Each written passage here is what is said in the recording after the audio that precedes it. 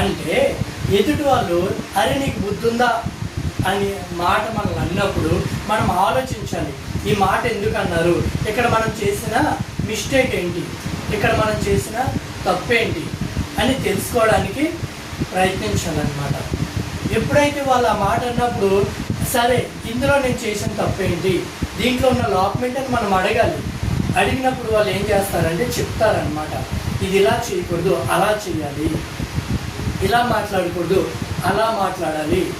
లేకపోతే పెద్దవాళ్ళతో సరిగ్గా మాట్లాడే విధానంలో కూడా అరే నీకు బుద్ధుడిని మాట్లాడుకోవా అంటారనమాట.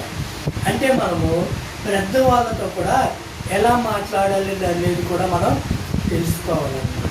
కొన్ని తెలియవు, ఎలా మాట్లాడాలో మనకు తెలియనప్పుడు చెప్పిన వాళ్ళు ఉన్నప్పుడు మనం వినాలన్నమాట.